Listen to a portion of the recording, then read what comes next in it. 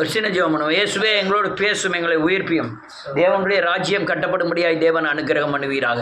கிருபைதாருங்க. இயேசு மூலம் ஜெபிக்கிறேன் ஜீவனுள்ள தகப்பனே. இப்போ போதிக்கிற சத்தியங்கள் சபைக்கு வராத சத்தியங்கள் இயேசுவின் நாமத்தினாலே. அல்லேலூயா. நீங்கள் இயேசுவை குறித்தும் கிறிஸ்துவை குறிப்பது புரிந்து கொள்வதற்கு தான் இந்த வேதமே கொடுக்கப்பட்டிருக்கிறது. இந்த வேதத்தில் இருக்க 64 புக்கும் 66 புக்கும் இந்த 4 சுவிசேஷத்தை மட்டும் போதிக்கிறது. இந்த 4 சுவிசேஷத்துக்கு அப்புறம் இருக்க அப்போஸ்தலர் நடவடிக்கையிலிருந்து வெளிப்படுத்தின விசேஷம் வரை உயிர்த்தெழுந்த கிறிஸ்துவை போதிக்கிறது. 2 பகுதிகளாய் போதிக்கிறது. அதனால் இந்த போதனையை சபைகளிலே அதிகமாக நீங்கள் போதித்தால்தான் ஒரு மனிதனுடைய ஆத்ம பூரண விடுதலையை உண்டாகும். நீங்கள் வெளியே கேட்குறவங்களுக்காக சொல்கிறேன். நீங்கள் இந்த எவ்வளவு தூரம் பரிசுத்த ஆவி, அபிஷேகம், அந்நிய பாசை என்று அப்படியே போதிச்சுட்டு போயிட்டாங்களே தவிர இந்த உயிர்த்தெழுந்த கிறிஸ்துவை குறித்து, நீங்கள் மரித்து அடக்கம் பண்ணப்பட்ட பிறகு உயிர்த்தெழுந்த கிறிஸ்து எப்படி அல்லேலூயா தேசத்தை ஆள பிறந்தார் என்பதை அறியாமல், நமக்குள்ளே கிறிஸ்து எப்படி செயல்படுகிறார் என்பதை அறியாமல் போதிக்காமல் அநேகர் பூரண மீட்படையவில்லை என்பதை மட்டும் நான் அறிவேன். அதனால் இன்றைக்கி அதை தான் குறித்து நான் பேசப் போகிறேன் இயேசுவின் நாமத்தினாலே. நாம் அன்றைக்கி அல்லேலூயா அநேகர் வெளி மனிதன் என்று ஒன்று உண்டு, உள் மனிதன் என்று உண்டு. உள்ளான மனிதன் அநேக நேரம் பேச ஆரம்பிக்கிறான். அல்லேலூயா. நான் பைக்கில் போகும்போதே ஒரு ஆள் பேசிட்டு போதே பார்த்துருக்கீங்களா? அவர் என்ன பேசுகிறது, நம்மளே பேசியிருக்கோம். இப்படி ஆனால் இட்லி இருக்க, எப்போ விற்கும், ஒருத்தரையும் காணலையே, மணி 9:30 ஆகிட்டுத, மழை வேற தூத்த ஆரம்பிக்க, யார்கிட்ட பேசுவோம்? தன்னால் பேசுகிறோம். அல்லேலூயா. அது யார் பேசுகிறா தெரியுமா? உள்ள மனுஷன் பேசுகிறோம். கொஞ்ச நேரம் பைக்கிட்ட கூட கொஞ்ச நேரம் பேசுவோம். செத்த பைக்கு இங்கேருந்து அங்கேருந்து இங்கே வரையும் வந்துட்டு இங்கே வந்து ஆஃப் ஆகிட்டேன்னு 2 மிதி வேறு மிதிச்சுக்கிடுவோம். யாரை பைக்கை ஒழுங்காக போக வேண்டியதான், நேரம் அங்கே போய் சேர வேண்டியதானே. இங்கே வந்து உயிரை வாங்கிட்டேன் நீ, பைக்குக்கு சத்தம் கேட்க வச்சியும். ஆனால் நம்ம யார்கிட்ட பேசுகிறோம்?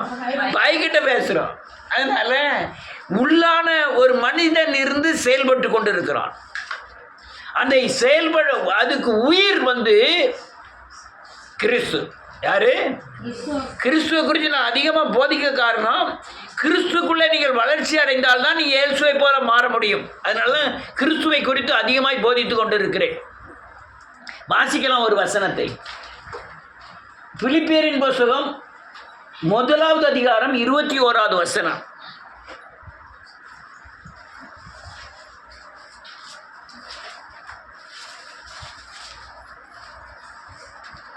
இந்த நிச்சயத்தை கொண்டிருந்து நான் மறுபடியும் உங்களிடத்தில் வருகிறதினால். 21வது வசனம்.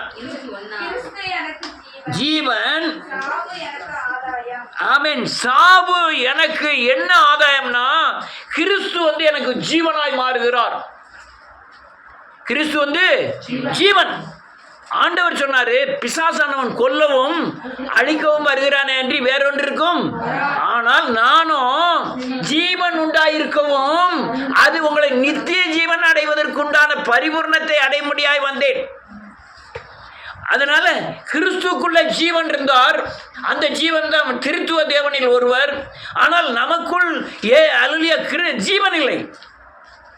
நாம் சரீரத்தில் உயிரை பெற்றிருக்கிறோமே தவிர ஆத்மாவில் என்ன செய்யல, உயிர் பெறவில்லை. நீங்கள் உயிர் பெறாதனாலே அந்த ஆத்மா அங்கலாய்க்கிறது. அரிசி இல்லையே, உடம்பு சரியில்லையே, அல்லையா பணம் இல்லையே, பேங்கில் அக்கௌண்ட் இல்லையே அப்படின்னு அநேகருடைய ஆத்மாக்கள் அங்கலாய்க்கிறது, பேசுது. ஆனால் இந்த கிறிஸ்துவாகிய ஜீவன் உங்களுக்குள்ளே இருந்தார்னா இயேசுவை பற்றி பேசுவார், பாவத்தை குறித்து பேசுவார், நீதியை குறித்து பேசுவார், மனம் திரும்புதலை குறித்து பேசுவார். கிறிஸ்து உங்க ஆத்மாவுக்கு உயிராய் மாற வேண்டும். என்னமா மாறணும்? வாசிக்கலாம். ரோமர் எழுதின நிருபம் 6வது அதிகாரம். டக்கு டக்குன்னு வாசிச்சுன்னா வெறுவருன்னு அநேக காரியங்களை போதிச்சிடலாம். 6வது அதிகாரம் 20வது வசனத்திலிருந்து நீதிக்கு நீங்கினவர்களாய் இருந்தீர்கள். நீங்க பாவத்திற்கு நீங்கள் அடிமைகளா இருந்த காலத்தில் நீதியாகிய கிறிஸ்துவுக்கு எப்படி இருந்தீங்க? நீங்கி இருந்தீர்கள். அடுத்தல இப்பொழுது உங்களுக்கு வெட்கம் வெட்கமாக தோன்றுகிற ஆமென் காரியங்களினாலே அக்காலத்தில் உங்களுக்கு என்ன பலன் கிடைத்தது? என்ன பலன் கிடைத்தது? அவைகளின் முடிவு மரணமே. அன்னைக்கு நீங்க உயிர் பெறாமல் இருக்கும்போது, ஆத்துமாவில ஜீவன் பெறாமல் இருக்கும்போது உங்களுக்கு என்ன முடிவு? மரணம் தான முடிவு, நரகம் தான முடிவு. ஆனால் நீங்கள் இப்பொழுது என்ன செய்வதில்லை? மரிப்பதில்லை. என்ன மரிப்பதில்லைங்கன்னா எப்படி மரிக்காம இருக்க முடியும்? ஆத்மா என்ன செய்யல? மரிப்பு, சரீரம் மரிச்சு போகும். அடுத்தல இப்பொழுது நீங்கள் பாவத்திலிருந்து விடுதலையாக்கப்பட்டு ஆமென் தேவனுக்கு அடிமைகளானால் ஆமென் உங்களுக்கு கிடைக்கும் பலன் முடிவோ நித்திய ஜீவன். நீங்க அப்பம் பாவத்துக்கு அடிமையா இருந்தீங்க, இப்போ தேவனுக்கு அடிமையா இருக்கீங்க. உங்களுக்கு கிடைக்கிற பலன் என்ன? எனக்கு நித்திய ஜீவன். 1000 வருட அரசாட்சியில் நான் ஜீவனோடு தேவனோடு தங்குவேன். ஆனால் நான் அடிமையா, பாவத்துக்கு அடிமையா இருந்தோம்னா 1000 வருடமும் எங்க தங்குவேன்? நரகத்தில் தங்குவேன். அடுத்த நிலை இருக்கு, பாவத்தின் சம்பளம் மரணம், கிருபை வரமோ. ஆமென். பாவத்தின் சம்பளம் அன்னைக்கு இருந்ததுன்னா மரணம், ஆத்ம மரணம் மட்டுமல்ல, நரகத்தில் அழிய வேணும். ஆனால் நீ கிருபை வரமை பெற்று நான் கிறிஸ்துவை பெற்றதினாலே எனக்கு என்ன கிடைக்கும் போது? நித்திய ஜீவன். ஆனால் இந்த பூமியில ஜீவன் என்ன செய்யணும்? பரிவர்த்தப்படணும். என்ன செய்யணும்? பரிவர்த்தம்னா என்னது? முழுமை அடையணும். எது முழுமை அடையணும்? ஆத்மாவில் பெற்றிருக்க கிறிஸ்து முழுமை அடையணும். முழுமை பெற்றதின், நான் கண்ணை இப்படி வைக்கிறதுனால பயந்துராதியா. முழுமை பெற்றதின் அடையாளம் நீங்க இயேசுவின் சாயலுக்கு ஒப்பாய் மாறி இருப்பீர்கள். யாருக்கு ஒப்பாய்? அவங்க ஜீவன் நித்திய ஜீவனாய் மாறினதின் அடையாளம் இயேசுவின் சாயல். இயேசுவின் சாயல் உங்களுக்கு வந்துட்டுனா உங்க மூலமா கிறிஸ்து இயேசு வெளிப்படுவார். மகிமையில வெளிப்படுவார், சாயலில் வெளிப்படுவார். அல்லேலூயா. நாங்கள் ட்ரெயினில் வந்துக்கிட்டு இருந்தோம், நானும் வீட்டம்மாவும். ஒரு ஆள், அவருக்கு 60 வயசு இருக்கு போல் இருக்கு. எந்திரிச்சு நின்று எங்கள் 2 பேரையும் கும்பிடுவார். உங்களுக்கு 70 வயசு இருக்குமா? அந்த அம்மாவுக்கு எத்தனை வயசுன்னு தெரியல, 70 வயசு இருக்குமா? இவ்வளவு நாளுக்கு அப்புறமா உங்க ரொம்ப சந்தோஷமா இருக்கேளே எப்படி அப்படின்ட்டு. இப்போ பொண்டாட்டிகளை சந்தோஷப்படுறதுக்கு ஒரு புருஷமாரி என்ன செய்தான் தெரியுமா? ரொம்ப சங்கடப்படுதாங்க. ஒவ்வொரு வீட்டிலும் நம்ம பொழைச்சிக்கிட்டோம், நம்ம முந்திட்டோம். இப்போ உள்ள ஜென்ரேஷன்லாம் எப்படி தெரியுமா? நாம் உன்னை கல்யாணம் பண்ணிக்கணும்னா கார் இருக்கணும், நல்ல வேலை இருக்கணும். நான் தண்ணி அடிச்சு வருவேன் யாருன்னு கேட்கக்கூடாது, மாமியா இருக்கக்கூடாது முதல்ல. இப்போ அவளை சந்தோஷமா பாதுகாப்பா வைக்கிறதுக்குள்ள என்னாச்சும் இல்லைன்னா டைவர்ஸ். என்ன சொல்றேன்னா டைவர்ஸ். ஐயா 2 பிள்ளைய நீ பார்த்துக்கோ, நான் போறேன். அல்லேலூயா. அப்படி சொல்ல ஆரம்பிச்சிட்டாங்க. அல்லேலூயா. இன்னொரு வசனத்தை நன்றியோடு கூட தூக்கிற ஒரு வசனத்தை வாசிப்போம். 1 யோவான் 1ஆவது அதிகாரம், எல்லாரும் வாசிச்சது தான். முதல் வசனம், 2வது வசனம். ஆதி முதல் இருந்ததும் நாங்கள் கேட்டதும் கண்களினால் கண்டதும் நோக்கி பார்த்ததும் கைகளினால் தொட்டதுமாய் இருக்கிற ஆமென் நல்ல காங்க. எதை சொல்லுது வேதம்? யாரை சொல்லுது இந்த வேதம்? இயேசுவை சொல்லுது. இயேசுக்கு உருவம் இருந்தது, தொட்டாங்க, பேசுறாங்க, கண்டாங்க. அந்த இயேசுவை பத்தி என்ன சொல்லுது? அவர் வார்த்தை என்று சொல்லுகிறது. அடுத்தால அந்த ஜீவன் வெளிப்பட்டது எங்களுக்கு வெளிப்பட்டதுமான நித்தியமாய் இருக்கிற அந்த ஜீவனை நாங்கள் கண்டு அதை குறித்து ஆமென் சாட்சி கொடுத்து ஆமென் உங்களுக்கு இயேசுக்குள்ள ஜீவன் இருந்தது, அந்த ஜீவனை குறித்து நாங்கள் சாட்சி சொல்லுகிறோம். அல்லேலூயா. இயேசுவும் கிறிஸ்து ஒன்னாதான் இருந்தாரு. ஏன்னா அவருக்கு இருள் இல்லை, ஆனால் எனக்குள்ள கிறிஸ்து இல்லை. இயேசு வந்தாலும் என்ன இல்லை, அநேக வேதங்களில் அடிப்படை எல்லாமே விசுவாசிச்சாதான் பெற்றுக்கொள்ள முடியும். போதிக்கிறவன் இல்லைன்னா யார் விசுவாசிப்பா? யார் கல்வியப்படுவா? யார் விசுவாசிப்பா?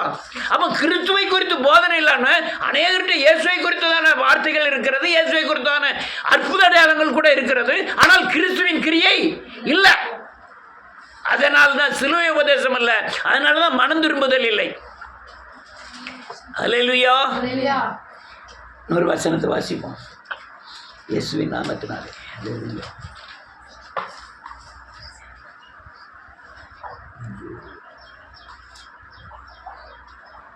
ஒரு நிமிஷம். அல்லேலூயா. இப்போ ஜீவன்னா என்னென்ன புரியுதுல்ல? கிறிஸ்து என்னது? அதை எப்படி பெற்றுக்கணும்?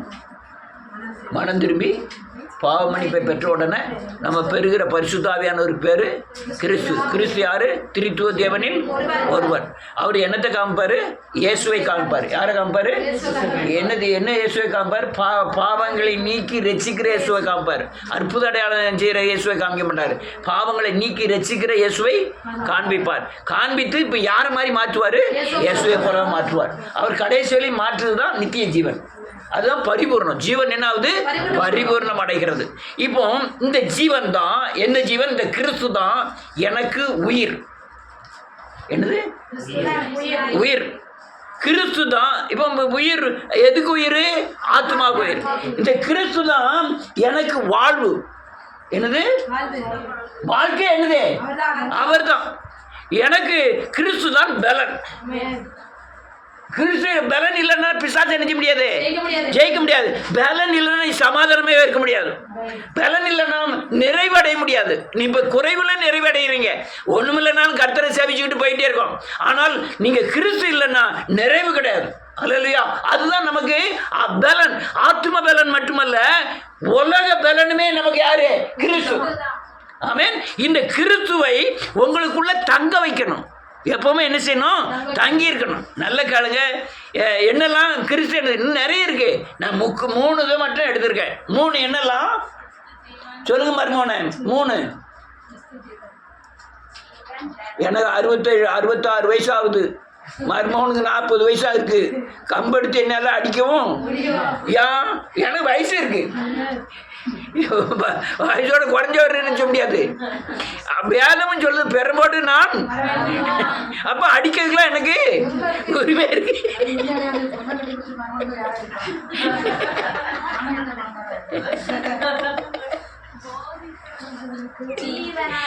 நான் அந்த பொண்ணை கட்டின மர்மம்லாம் இல்ல.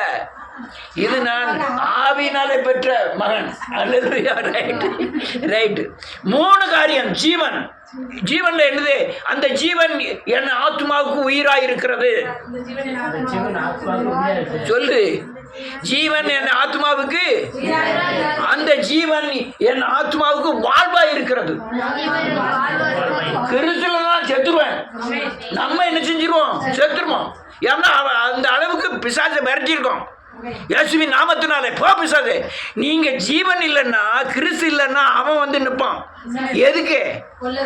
அன்னைக்கு பார்த்து இயேசுவின் நாமத்தினாலே போன்னு சொன்னீங்க அப்படின்னு வந்து நிற்பான். அப்ப அவன் கொஞ்சம் வரான், கொலை பண்ண வரான். அப்ப நம்ம வாழ்வு யாரு? ஜீவன். நம்ம வாழ்வு யாரு? ஜீவன், கிறிஸ்து. அல்லையா? அதுக்கு அடுத்தால நமக்கு பலனே யாரு? கிறிஸ்து. அல்லையா? புரிஞ்சுக்கிட்டு என்னெல்லாம்? கிறிஸ்து என் ஆத்மாவுக்கு உயிர், கிறிஸ்து என் ஆத்மாவுக்கு வாழ்வு, கிறிஸ்து என் ஆத்மாவுக்கு ஜீவன். இல்ல பலன். கிறிஸ்து என் ஆத்மாவுக்கு என்னது? பலன். இந்த 3 நீங்க சரியானபடி கத்துக்கிட்டீங்கன்னா இந்த பூமியில கிறிஸ்துவ ஜீவியம் மட்டுமல்ல, உலக ஜீவியத்துக்கும் இந்த 3 தான் பயன்படும்.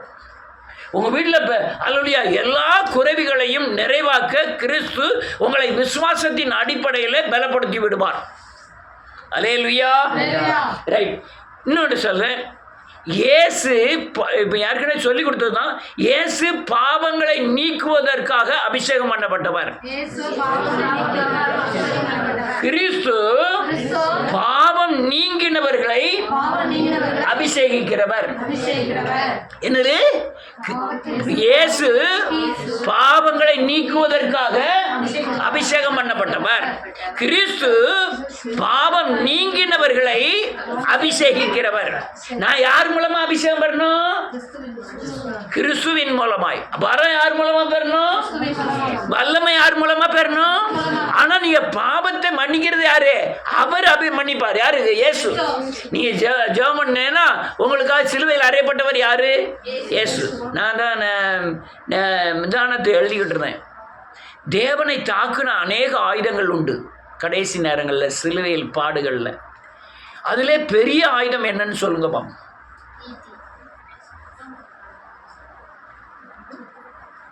ஆணி வச்சு அடித்தாங்க, முள்முடி சுட்டினாங்க, கோலினால் அடித்தாங்க, சவுக்கு வச்சு அடித்தாங்க,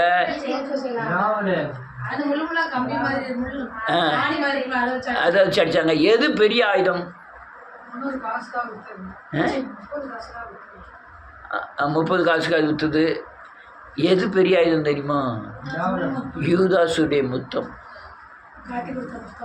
முத்தம் இருக்குல்ல, அதுதான் என்னது. நீ ஒரு அடி அடிச்சுட்டா போயிடுவீங்க. முத்தம் பயங்கரமான துரோகம். முத்தம் தான் பெரிய பெரிய ஆயுதம். நம்ப வச்சு அப்படியே துரோகம் பண்ணுறது காரியங்கள். அல்லேலூயா, அல்லேலூயா. ரைட். இயேசு என் உயிர். இல்லை, இயேசு மூலமாய் பிறந்த கிறிஸ்து என் ஆத்மாவுக்கு உயிர். கிறிஸ்து உங்களுக்குள்ள பிறகுன்னா என்ன செய்யணும்? மனம் திரும்பி பாவ மன்னிப்பை பெற்ற உடனே நமக்குள்ள பரிசுத்த ஆவியானவர் திருத்துவ தேவனில் ஒருவர். அதான் பெரிய இரக்கம் உள்ளவருக்கு அடையாளமே. அவரே நமக்குள்ள வந்து என்ன செய்யறாரு? தங்குகிறார். பழைய ஏற்பாடுல இதெல்லாம் கிடையாது. ரைட், போட்டோம். வாசிப்போம் ஒரு வசனத்தை. கிறிஸ்து என் உயிர், ஆத்மாவின் உயிர். வாசிக்கலாம். ரோமரின் புஸ்தகம் 8வது அதிகாரம்.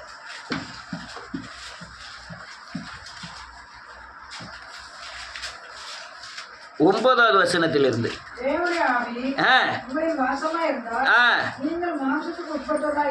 ஆமென், ஆமென். அப்ப உயிர். அப்ப என்ன எழுதிருக்கு? நல்ல கவனிங்க. தேவனுடைய ஆவி உங்களில் வாசமாயிருந்தால் நீங்கள் மாம்சத்துக்கு உட்பட்டவராய் இராமல் ஆவிக்குட்பட்டவராய் இருப்பீர்கள். அடுத்தது என்ன இருக்கு? கிறிஸ்துவின் ஆவி இல்லாதவன் அவருடையவர் அல்ல. கர்த்தரே ஆவியா இருக்கிறார். ஆவியானவர் தான் யாரு? கர்த்தர். அந்த ஆவி தான் உங்க வாழ்க்கையில அல்லையா அந்த மாம்சத்துக்கு உட்பட்ட ஆவிக்கு உட்பட்ட இருப்பீர்கள். கிறிஸ்துவின் ஆவி இல்லாதவன் இந்த உலகத்தில் அவருடையவன் அல்ல. ஆமென். அப்ப நம்ம வாழ்க்கைக்கு என்ன தேவை? நம்ம உயிர் என்ன தேவை? கிறிஸ்துவின் ஆவியானவர். அல்லேலூயா. அப்ப அவர் இல்லைன்னா என்னது? நான் அவருடையவர் இல்லை, நம்மகிட்ட உயிர் இல்லைன்னு அர்த்தம். அடுத்த வசனம் என்ன இருக்கு? ஆமென், ஆமென், ஆமென். மரித்ததாயும் ஆமென். நல்ல கருத. கிறிஸ்து உங்களிடத்தில் இருந்தால் சரி, இந்த சரீரம் இருக்கா, அந்த சரீரம் பாவத்துக்கு செத்து இருக்கும். கிறிஸ்து உங்களுக்குள்ள இருந்தா பாவத்துக்கு அந்த சரீரம் செஞ்சிருக்கோம், செத்துருக்கும். கண்ணு செத்துருக்கும், வாய் செத்துருக்கும். வாய், காது என்ன செஞ்சிருக்கோம்? செத்துருக்கோம். இருதயம் என்ன செஞ்சிருக்கோம்? செத்துருக்கோம். ஆனா இருதயம்னா கண்ணுன்னா கண்ணு இல்ல, கண்ணின் பாவ கிரியைகள். கிறிஸ்து இருந்தாருன்னா செத்துருக்கும். ஐயா, எனக்குள்ள கிறிஸ்து இருக்கிறார், எனக்கு கண்ணு சாகல, அந்த பாவத்தில் கிரியை செய்து. ஆனா கிறிஸ்து உள்ள சும்மா இருக்க மாட்டார். கண்ணை குத்திக்கிட்டே இருப்பாரு, உணர்த்திக்கிட்டே இருப்பாரு. நான் கேட்கல, நான் அப்படிதான் பார்த்துக்கிட்டே இருப்பாரு. மனம் திரும்புவதற்கு ஏற்ற கிரியைகளை அவர் செஞ்சுட்டே இருப்பாரு. ஐயா, நான் 10 தடவை கொடுத்து சொல்லிட்டாரு, என் கண் கேட்கல. அப்போ அது தரித்து எரிந்து போடு. அல்ல, ரைட். அண்டல எவ்வளோ தூரம் போக வேண்டாம். 11 வாசிப்போம்.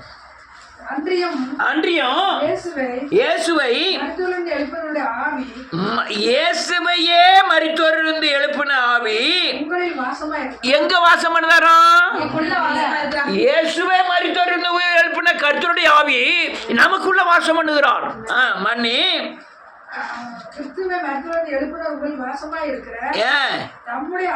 தம்முடைய ஆவினாலே சாவுக்கு ஏதுவான உங்கள் சரீரங்களை எல்லாம் அனுசரிச்சிருவாரு.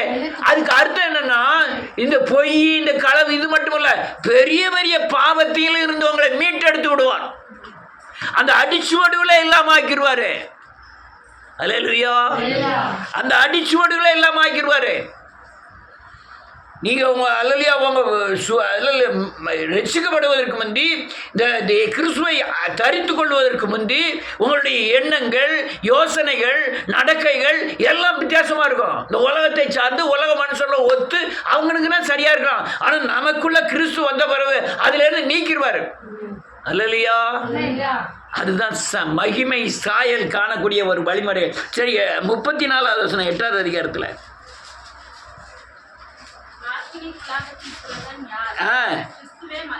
ஆமென். எழுந்தும் இருக்கிறார். ஆமென். ஆமென். 34 தான் சொன்னேன். நம்ம உயிர் எப்படி ஆகுதுன்னு பாருங்க. ஆக்கினைக்குள்ளாக தீர்க்கிறவன் யார்? கிறிஸ்துவே மரித்தார். எங்கயா இயேசுவை கிறிஸ்துன்னு எழுதிருக்கு. கிறிஸ்து இயேசுவை எப்படி இருக்காங்க? ஒன்னா இருக்காங்க. ஆனா நமக்குள்ள இல்ல, அவருக்குள்ள பாவம் இல்ல. அதனால கிறிஸ்து என்ன செஞ்சிருக்கிறார்? ஒன்னா இருக்கிறார். அவர் பாவங்களை நீக்கி ரட்சிப்பதற்காக அபிஷேகம் பண்ணப்பட்டவர். அதனால கிறிஸ்து என்ன செய்றாரு? அவருக்குள்ள பாவம் இல்லாதனால இருக்கிறார். நமக்குள்ள கிறிஸ்தியா இல்ல, பாவம் இருக்கு. அதனால அங்க என்ன எழுதப்பட்டிருக்கு? இயேசுவையே கிறிஸ்துன்னு எழுதப்பட்டிருக்கு. அடுத்தால கிறிஸ்துவே மரித்தார், அவரே வலது தேசத்திலும் இருக்கிறவர், நமக்காக பாதப்படியாகி போடும் வரை, சத்ருவை உங்களுடைய பாதப்படியாகி போடும் வரை அவர் வலது பரிசத்தில் பேசிக்கிட்டே இருக்காரு. நல்ல கவனிக்கணும். அல்லேலூயா. யாரோட பாதப்படியாக்கி போடுமாற? உங்களோட பாதப்படுமா. நீங்க பிசாசின் தலையை என்ன செய்வீங்க? நசுக்குவீர். ஏன்னா அவர் என்ன செஞ்சிருக்கிறாரு? நசுக்கி இருக்கிறாரு. எப்போ வரையும்? நீங்க போடும் வரை உங்களுக்கு பரிந்து பேசிக்கிட்டே இருப்பார். பாதப்படியாகி போடும் வரை. ஏன்? அல்லேலூயா. நீங்க ஒரே நாள்ல போட மாட்டீங்க. ஆமென். ஒரு மனுஷன் பாவம் செய்தான். ஆண்டவர் சொல்றாரு, சத்தியத்தின்படி இந்த பையன் இவ்வளவு தப்பு பண்ணதான், இவனுக்கு ஒரு தண்டனை கொடுக்கணும்னு சொல்றாரு. இவரோட பிசாசு போய் சொல்லுவான், இவருக்கு உடனே தண்டனை கொடுக்கணும். ஆண்டவர் சொல்றாரு, இயேசுநாதர் சார் பிதாட்ட கரிந்து பேசுறாரு, ஏப்பா இந்த ஒரு தடவை என்ன செஞ்சிருங்க, மன்னிச்சு விட்டுருங்க. சரி, ஒரு தடவை மன்னிச்சாச்சு. 10 தடவை மன்னியாச்சு. 10 தடவைக்கு அப்புறமா என்ன செஞ்சுட்டு இருக்காரு? பரிந்து தான் பேசுறாரு. அவனை ஒரு நிமிஷம் விட்டுருங்கன்னு படுத்து பேசிக்கிட்டே இருக்காரு. அதுக்கு அடுத்தால என்ன வருமா பாருங்க. நன்றி. ஒரு நிமிஷம். 89வது சங்கீதம்.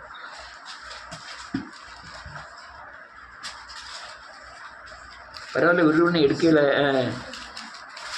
89வது சங்கீதம்.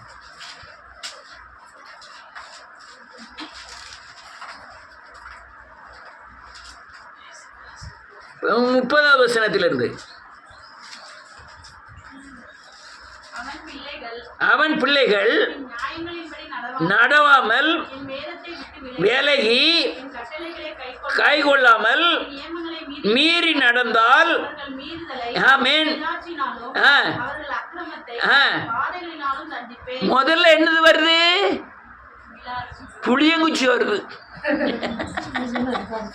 சுளீர்னு அடிக்கிறார். ஐயா, சுளீர்னு என்ன அர்த்தம்? கொஞ்சம் வேதனைகள் லைட்டா, அப்படியே லைட்டா. அப்படி அது சுளீர்னு அடிச்சாலே வலிக்கதான் செய்யும். சுளீர்னு அடிச்சாலே வலிக்கதான் செய்யும். அப்பா, நடந்த கதையில் ரொம்ப இவனோட கொஞ்சம் பெரிய பையனாக இருப்பேன். எங்கள் ஆட்சி கிடையாது. ஏன்னா எங்கள் தாத்தா விதவிதமான ஆட்சியெல்லாம் கூப்பிட்டு வருவார். கூட்டிட்டு அந்த அம்மாவை கொண்டு வந்து முறுக்கெல்லாம் சுட வச்சுருந்தாரு. முறுக்கு கொண்டு போய் முறுக்க பூரா பண்பானையில் தூக்கி வச்சுருக்காரு. நான் போய் என்ன செஞ்சுட்டேன், அவர் ஒவ்வொரு 2 முறுக்காக எடுத்துகிட்டு போய் வெளியே எல்லாத்துக்கும் கொடுத்துட்டேன். கூட சின்ன பயல்களுக்கெல்லாம் முறுக்கெல்லாம் கொடுத்துட்டு வந்துட்டேன். அவர் வந்து முறுக்கு பானையை பார்க்காரு, ஒரு முறுக்கு இல்லை. சாட்டகம் எடுத்துட்டு அடி நச்சிட்டாரு. போல ஜாலி சார்.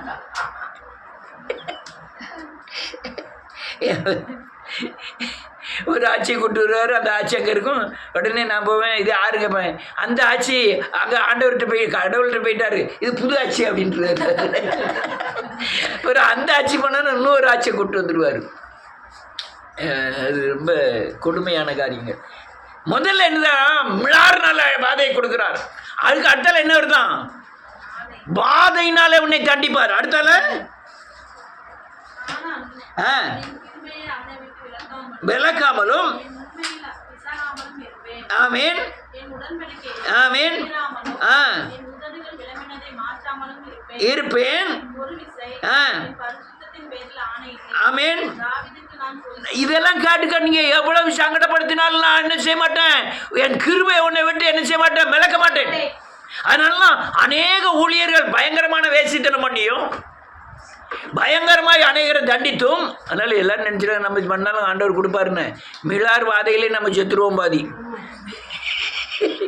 ஆனா அது என் இறக்கத்தை உன்னை விட மாட்டேன். அர்த்தம் என்னன்னா, நீங்க கடைசியில ஜீவன் பெற்று பரிசுத்தாவியை பெற்று பரலோகத்துக்கு வர்றதுக்காக நான் காத்திருப்பேன்னு அர்த்தம். அல்ல இல்லையா? இன்னொரு வசனத்தை வாசிப்போம். 1 பேதுருவின் புத்தகம் 3ஆவது அதிகாரம் 16, 17, 18.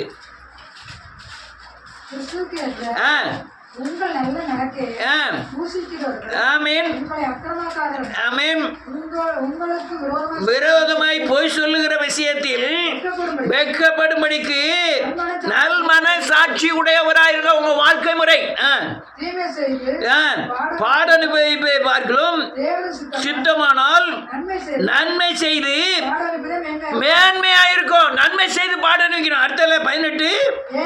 ஆமென். கிறிஸ்துவும் ஆமென் தேவனிடத்தில் சேர்க்கும்படி அநீதி உள்ளவர்களுக்கு பதிலாக நீதி உள்ளவராய் பாவங்களின் நிமித்தம் ஒரு தடவை பாடுபட்டார். மாம்சத்திலே கொலையுண்டு ஆவியிலே உயிர்ப்பிக்கப்பட்டார். அல்லேலூயா. நல்ல கேளுங்க. அவர் கிறிஸ்துவ வந்து பயங்கரமான ஒரு அல்லேலூயா பின்பற்றக்கூடிய ஒரு உன்னதமான ஒரு பாக்கியமானது.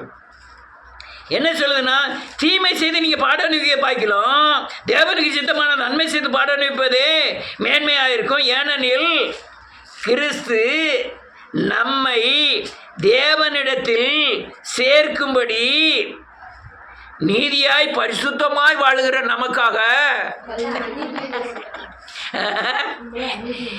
அநீதி உள்ளவர்களுக்கு பதிலாக நீதி உள்ளவராய் பாவத்தின் நிமித்தம் ஒரே ஒரு தடவை பாடுபட்டார். மாம்சத்தில் கொலையுண்டு ஆவியிலே உயிர்ப்பிக்கப்பட்டார். உயிர்ப்பிக்கப்பட்டவர் யாரு? கிறிஸ்து.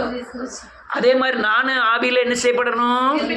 என்னைக்கெல்லாம் உயிர்ப்பிக்கப்படணும்? டெய்லி. என்னைக்கெல்லாம் சாவணும்? டெய்லி பாவத்துக்கு மறித்து நீதிக்கு. அப்போ கிறிஸ்து என்ன செய்யறாரு? உங்களுக்குள்ள புதுப்பிக்கப்படுகிறார், வளர்கிறார். கிறிஸ்து வளர வர உங்க ஜீவன் என்ன ஆகுது? பரிபூர்ணப்படுவது. பரிபூர்ணப்படுவதின் அடையாளம் என்னது? நீங்க இயேசுவை போல என்ன செய்யறீங்க? மாறுறீங்க. இயேசுவை போல மாற மாற உங்க மேல யார் காணப்படுவார்? இயேசு காணப்படுவார். இயேசுவின் மேல இருந்த மகிமை உங்க மேல காணப்படும். அப்ப இயேசுவின் மேல இருந்த அதிகாரம் உங்களுக்கு கிடைக்கும். அப்போ உங்க உயிர் யாரு? கிறிஸ்து. அடுத்தால பார்ப்போம். உங்க வாழ்வு கிறிஸ்து. இயேசுவின் நாமத்தில் ரோமரின் புத்தகம் 3ஆவது அதிகாரம் வாசிட்டோன்னு தெரிய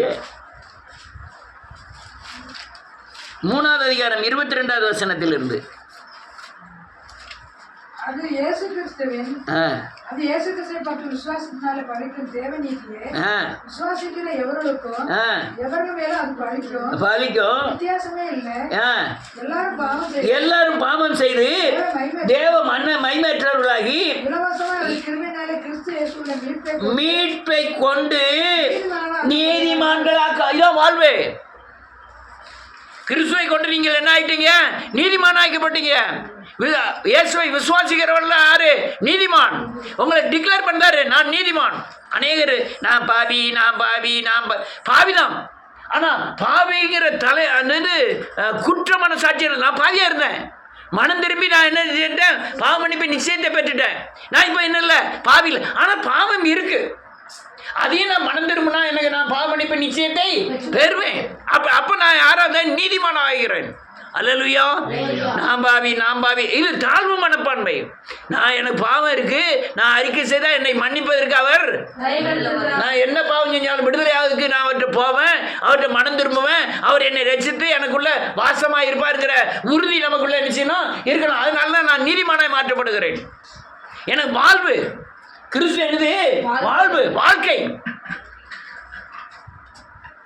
நான் சொல்றது எல்லாத்துக்கும் புரியுதா என்னமோ தெரியல. ரோமர் 6வது அதிகாரம் 4வது வசனத்திலிருந்து. மேலும் பிதாவின் மகிமையினாலே ஆமென் கிறிஸ்து மரித்தோரிலிருந்து எழுப்பப்பட்டது போல ஆமென் நாமும் புதிதான ஜீவனுள்ளவர்களாய் நடந்து கொள்ளும்படி ஆமென் அவருடைய மரணத்திற்குள்ளாக்கோ ஞானஸ்நானத்தினாலே ஆமென் கிறிஸ்துவோட கூட அடக்கம் பண்ணப்பட்டோம். இது நாள்தோறும் நான் அப்படி சொன்னதான் நாள்தோறும் செய்யப்படுகிறேன். இதுல முக்கியமான என்னது? நானும் புதிதான ஜீவனுள்ளவர்களாய் நடந்து கொள்ளும்படிக்கு அவருடைய மரணத்திற்குள்ளாகவும் ஞானஸ்நானத்தினாலே கிறிஸ்துவோட கூட அடக்கம் பண்ணப்பட்டேன். இதுல முக்கியமானது என்ன? புதிதான ஜீவனுடையவர்களாய் நடக்க வேண்டும். ஜீவன் எதுல பட்டிருக்கோம்? ஆத்மால இந்த அறிவு, சிந்தை, சித்தம் இதெல்லாம் என்ன செய்யப்படணும்? புதுப்பிக்கப்படணும். இங்கதான் சாதிக்கு ஒரு புத்தி இருக்கு, ஊருக்கு ஒரு புத்தி இருக்கு, குலத்துக்கு ஒரு புத்தி இருக்கு, எங்க குடும்பத்துக்கு ஒரு புத்தி. எங்க குடும்பம் சேர்ந்து ஒரு தெருக்குள்ள போய் சேர்ந்த ஒரு சமுதாயத்தில் இருந்தால் அது ஒரு புத்தி. எப்படியாவது துட்ட சேர்த்துடணும், எப்படியாவது ராப்பகல் பட்னியா கிடந்தாது என்ன செய்யணும்? துட்டை சேர்த்து வச்சிடணும். ஆனா நம்ம சாப்பிடக்கூடாது.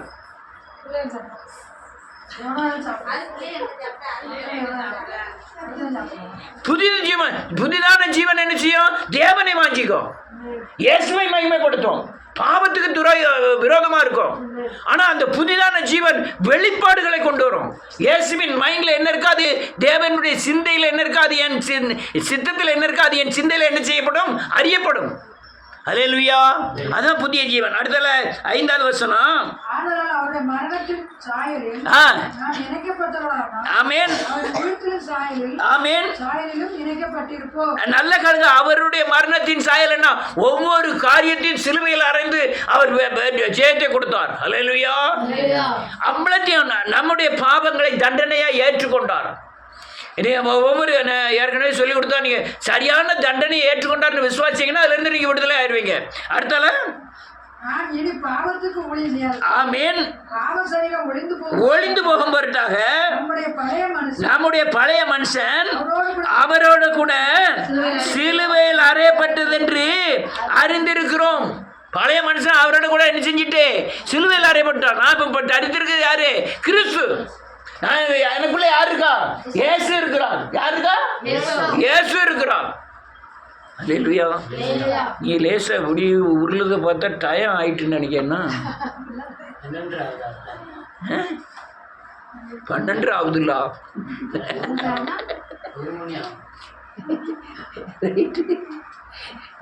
சீக்கிரம் முடிக்கணும்னு நினைக்கிறேன். நேரம் ஆகுது. எபேசியரின் புத்தகம் 1வது அதிகாரம். எபேசியர்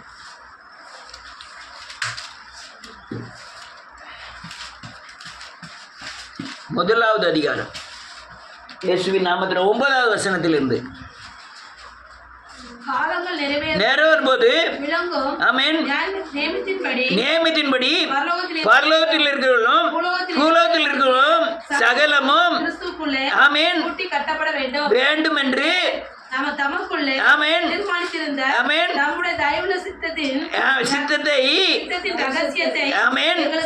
அறிவித்தார். அல்லேலூயா. நல்ல காலங்க. ஒரு இது வேற சொல்ல வேண்டியது நேரம் ஆகுது. பலன். அல்லேலூயா. நல்ல காலங்க. நான் பூமியில இருக்கேன். எனக்கு தொடர்பு எங்க இருக்கு? எனக்கு அதிகாரம் எங்க இருந்து வர வேண்டி இருக்கு? எனக்கு பாதுகாப்பு எங்க இருந்து வர வேண்டி இருக்கு? என் தேவையை சந்திக்க எங்க இருந்து வர வேண்டி இருக்கு? அப்போ எனக்கு அங்க பரவத்தின் திறவுகள். நான் பூமியில வாழ்றவன் தான். ஆனால் பூமிக்குரியவன் அண்ணா. என்னுடைய ராஜ்யம் எங்களுடையது, பரலோகத்துக்குரியது. இந்த காரியத்தை அந்த ரகசியம் என்ன ரகசியம்? என்ன ரகசியம்? என்னை ஆளுகிறவர் நான் அல்ல. தேவன். யாரு? தேவன். என் சிந்தனை ஆளுகிறவர்கள் நான். அந்த ஆளை என்ன செஞ்சிட்டேன்? கொண்டுட்டேன். இப்ப ஆள்றது நான் அல்ல, என்ன பரலோகத்திலிருந்து வர்ற அல்லையா ஆளுகை, பரலோகத்திலிருந்து வருகிற அதிகாரம். நீ ஒரு தப்பு பண்ணிட்டேன்னா உங்களுக்கு அதிகாரம் எங்க இருந்து வருது தெரியுமா? பரலோகத்திலிருந்து வருது. உங்களுக்கு எந்த ஈவும் எந்த வரமும் ஜோதிகளின் பிதாவினிடத்திலிருந்து இறங்கி வருகிறது. எல்லாமே அங்கிருந்து வருது. அல்லேலூயா. அடுத்த என்ன எழுதிருக்கு? மேலும் கிறிஸ்துவின் மேல் முன்னே நம்பிக்கையா இருந்த நாங்கள் அவருடைய மகிமைக்கு புகழ்ச்சியா இருக்கும்படிக்கு அவருடைய சித்தத்தின் ஆலோசனைக்கு தக்கதாக எல்லாவற்றையும் நடப்பிக்கிற தீர்மானத்தின்படியே ஆமென் முன்குறிக்கப்பட்டு கிறிஸ்துவுக்குள் சுதந்திரமாகும்படி எல்லாத்தையுமே கூட்டு வந்திருக்காரு. ஒரு வீட்டில் ஒரு ஆளை கூட்டு வர்றாரு. அவர் தயவுள்ள எதுக்கு? அவர் சுதந்திரத்தை நமக்கு என்ன செய்யணுமா? தரணும். அதுக்காக தான் நம்ம கூட்டு வந்திருக்கிறார். ஆமென். அல்லேலூயா. நன்றியோடு கூட துதிக்கிறேன். இது எனக்கு வாழ்வு. என்னது? என் வாழ்வு. ஏன்னா எனக்கு என்னை ஆளுகிறவர் நான் அல்ல. நான் நாளைக்கு நடக்க போறது என் கையிலையும் யார் கையில இருக்கு? அவர் கையில இருக்கு. அவர் தான் ஆளணும். அப்போ என் வாழ்க்கையே யார் கையில இருக்கு? நான் நினைக்கிறது ஒண்ணுமே நடக்க போதில்ல. அப்ப நான் ஏன் யோசனை பண்ணி என்ன பிரயோஜனம் இருக்கு? ஆமென். நான் எப்போ சாவம்னு தெரியாது, எப்போ இருப்போம்னு தெரியாது, நாளைக்கு என்ன நடக்க போகுதுன்னு தெரியாது. எல்லாம் பொறுப்படுத்திருக்கிறாரு. அப்ப கிறிஸ்துவே எனக்கு என்னையா மாற்றிட்டாரு? வாழ்க்கையா மாற்றாரு. எல்லாம் அவர் தான் வாழ்க்கை. நான் அவமானப்பட்டாலும் சந்தோஷப்பட்டாலும் வேதனைப்பட்டாலும் துக்கப்பட்டாலும் என்னை பிசாசு வந்து தாக்கினாலும் எனக்கு பொறுப்பு யாரு? அவர் தான். ஆமென். நீங்க பொறுப்புன்னு நினைக்கலாம். ஆனா குறிப்பிட்ட வரைதான் அந்த பொறுப்பை நினைச்சுக்கிட்டு இருப்பீங்க. அதுக்கப்புறம் யாரு பொறுப்புன்னு நினைப்பீங்க? அதுதான் அவர் தான் நினைப்போம். ஆமென். உங்க மாம்சத்துல கொழுப்பு இருக்குதுன்னையும் பொறுப்பு யாரா மாறும்? கொழுப்பு போன பிறகு அப்ப அவர் தான் பொறுப்பு. அப்ப வாழ்க்கை யாரு உள்ளது? கிறிஸ்தியன் ஜீவன், கிறிஸ்தியன் வாழ்வு. இன்னொன்னு, என் ஆத்மா கிறிஸ்து என் பலனாய் மாறுகிறார். வாசிப்போம். ரோமர், அதே ரோமரின் புத்தகம். ரோமர்ல தான் ரொம்ப எழுதியிருக்கு. 1வது அதிகாரம் 16வது வசனத்தில் இருந்து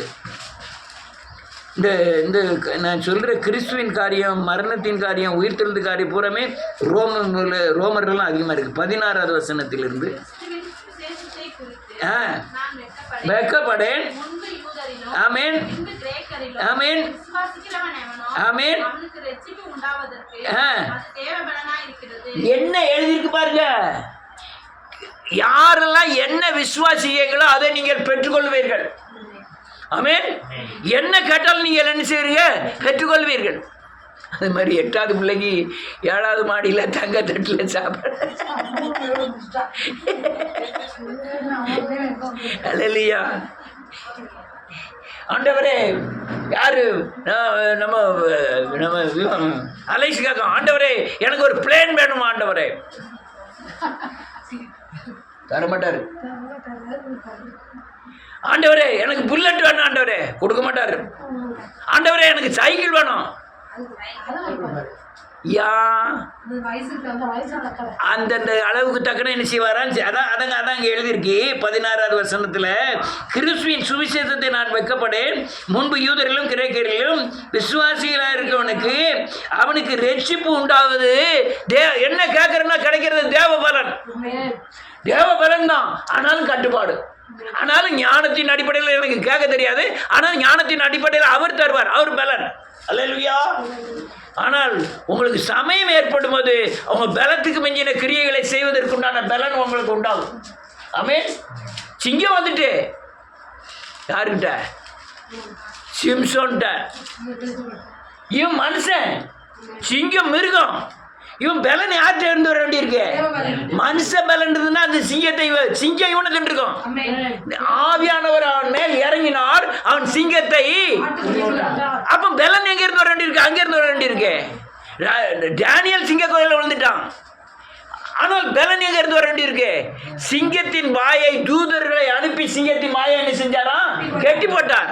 அப்ப அவரு தானியலுக்கு சிங்கத்தை கட்டுற பலன் இல்லை, கொடுத்தது தேவன். அவன் பலன் யாரு?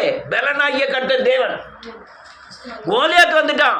வீழ்த்துக்கு உண்டான பலன் தானியல்கிட்ட கிடையாது. யாரு? தாவீதுகிட்ட கிடையாது. ஆனா பலன் கொடுத்தது யாரு? தேவன். ஆமென். தேவன். அவன் அதான் அவன் சொல்லலாம், பலப்படுத்துகிற கிறிஸ்துவினாலே எல்லாவற்றையும் செய்ய, எல்லாவற்றையும் செய்யறதுக்கு எனக்கு பலன் உண்டு. என்னை பலப்படுத்துகிற கிறிஸ்து. நீ சரீர பலன் அல்ல, ஆவிக்குரிய பலன்ல விசுவாசத்தை கொடுத்து சரீரத்தை பலனை கொடுக்கிறான். உங்களுக்கு சரீர பலன் வேண்டும், ஆனால் சரீர பலன் கொடுப்பதில்லை. ஆவிக்குரிய பலனில் நீ என்னத்தை விசுவாசிக்கிறோம்? அல்லையா, இந்த சிங்கத்தை கொள்வதற்கான பலனை கர்த்தர் கொடுக்க வல்லவர். அக்னியில தூக்கி போட்டான், செய்கைக்கு பலன் இல்லை. என்ன வேணும்? தேவன் மேல விசுவாசம் வேணும். நீர் விடுவித்தாலும் விடுவிக்காட்டாலும் உங்களுடைய கருத்திலிருந்து விடுவிக்க தேவன். உடனே அங்க தூக்கிட்டாரு ஆண்டவர். அந்த அக்னியை பலன் செய்யாமல் போடணும் வேதம் சொல்றது. அப்போ உங்களுக்கு வர்ற பலன் எல்லாம் இந்த உலகத்தின் சக்திக்கு அப்பான பலன் உங்களுக்குள்ள என்ன செய்யணும்? கிரியை செய்யணும். நீ சாதாரணமாக நினைக்கிறீங்க உங்கள் சேவை. நான் அனைவரும் நினைக்கிறது உண்டு. உங்கள் தெருக்களில் உங்கள் வீட்டில் சேவை செஞ்சு விற்கிறவங்கள சாதாரண ஆட்கள், சாதாரண பலன் கிடையாது. உங்களால் ஜெயிக்க முடியாது, உங்களுக்கு கொன்றும். ஆனால் அது அதுலேருந்து காப்பாற்றுறது யாரு? தேவ பலன். பலன் கர்த்தருடைய பலன். அல்லேலூயா. கர்த்தருடைய பலன். இதெல்லாம் காரியம். அந்த புளியம்பட்டி கோயிலில் போயிருந்தேன். ஒரு பொம்பளைய வந்து சங்கிலியை போட்டு கட்டி போட்டிருக்கணும். மைண்ட் சேஞ்ச் வந்து போட்டு பேய் பிடிச்சிட்டு ஒரு ஆள் வந்தார். இயேசுவின் நாமத்தினாலே பொருளாள பேய் ஆகுன்னா அப்படியே அடங்கிட்டு. மறுநாள் நம்ம தீமேத்தையோட கொஞ்சம் பெரிய பையன் வந்தான். அவனும் இயேசுவின் நாமத்தினால பொருளாத ஆவி அப்பால போ அப்படின்னு அப்படியே அடங்கி உட்காந்துட்டு. அப்போ ஆள் உயரம் தடிக்கெல்லாம் காரியம் கிடையாது. பலன் எதில் இருக்கு? இயேசுவின் நாமத்தினால வேர்த்தையில். அவன் விசுவாசி சின்ன பையன் சொல்லிட்டான், பேய் பெரிய பைய அடங்கிட்டே. அல்லேலூயா. இன்னொரு வசனத்தை வாசிப்போம். அல்லேலூயா. ரோமரின் புத்தகம் ரோமர் 2 வேற வசனத்தை வாசி முடிக்கும். கொலோசியரின் புத்தகம் 3வது அதிகாரம். நிறைய இருக்குது, இப்போ நேரம் இல்லை, முடிஞ்சது. 42 நிமிஷம் ஆகிட்டு. 40 நிமிஷத்தில் முடிக்கணும். 1, 2, 3 வாசிக்கலாம். நீங்கள் கிறிஸ்துவுடன் கூட எழுந்தது உண்டானால் கிறிஸ்து தேவனுடைய வலது பட்சத்தில் வீட்டிற்கும் இடத்தில் உள்ள மேலானவைகளே தேடிக்கிட்டே இருங்க. அல்லேலூயா. மேலான நான் இந்த பீட்டர் புலவ பாட்டின் ஒருத்தன் கீபோர்டு வாசிப்போம். அந்த பையனை எப்பவும் பார்ப்பேன். உடனே அதை தொடுவான், மேலே பார்த்து கும்பிடுவான். அல்லேலூயா. எதை பார்த்தாலும் தொடுவான், மேலே பார்ப்பான். தொடுவான், மேலே பார்த்து கும்பிடுவான். அல்லேலூயா. மேலானவைகளை நாடுகள், கீழானவைகள் அல்ல. கீழானவைகள் புற யாருடையது? பிசாசுடைய. மேலானவைகள் யாருடையது? அப்போ நம்ம கீழானவைகளை நாடுனா தண்டனை வருமா, விடுதலை வருமா? அப்போ நம்ம எதை விட தேடணும்? மேலானவைகளுக்கு கீழானவைகள் சம்மந்தமே கிடையாது. கீழானவை பிசாசுக்குரியது, மேலானவைகள் அதுவை நாடுகள். அடுத்தால 2வது ஆமென். பூமியில் உள்ளவைகள் தேடாங்க, மேலானவைகளை தேடுங்கள். ஏனென்றால் நீங்கள் மறிச்சிருக்கீங்களா இல்லையா? எதுக்கு மறிச்சிருக்கீங்க? மறித்தீர்கள். உங்கள் ஜீவன் ஆமென். இப்ப நமக்குள்ள இருக்குது யாரு? கிறிஸ்து. கிறிஸ்து எதுக்குள்ள இருக்காரு? தேவனுக்குள்ள இருக்காரு. ஆவியானவர் எங்க உண்டாங்க? கர்த்தரே. அப்ப ஆவியானவர் கிறிஸ்து யாரு? கர்த்தர் தான். அவர் ஆவியும் கிறிஸ்துவும் கர்த்தரும் என்ன அப்படி இருக்காங்க? ஒன்னா இருக்காங்க. நான் இப்ப யாருக்குள்ள இருக்கேன்? கிறிஸ்துக்குள்ள இருக்கேன். ஆமென். இது குழப்பமா இல்லையா? நமக்குள்ள எனக்குள்ள கிறிஸ்து இருக்கா? கிறிஸ்து யாருக்குள்ள? தேவனுக்குள்ள இருக்காரு. இப்போ தேவனுக்குள்ள கிறிஸ்து, என் ஜீவன் யாருக்குள்ள மறைஞ்சிருக்கு? கிறிஸ்துவுக்குள்ள மறைஞ்சிருக்கு. அல்லேலூயா. ஆமென். அதனால 4வது வசனம், நம்முடைய ஜீவனாகிய கிறிஸ்து வெளிப்படும் போது அவர் கிறிஸ்து உங்களுக்குள்ள எங்கேயாவது வெளிப்பட்டார்னா அவர் மகிமையில வெளிப்படுவீர்கள். அல்லேலூயா. ஒரு பிரசங்கம் மூலமா, ஒரு பிசாசை துரத்துவது மூலமா, நீ நீதி செய்யறது மூலமா அவருக்கு உங்க மேல தேவ மகிமை வெளியரங்கமாகிரும். அல்லேலூயா. அதனால இப்படிதான் தேவனுக்குள்ள நீங்கள் அல்லேலூயா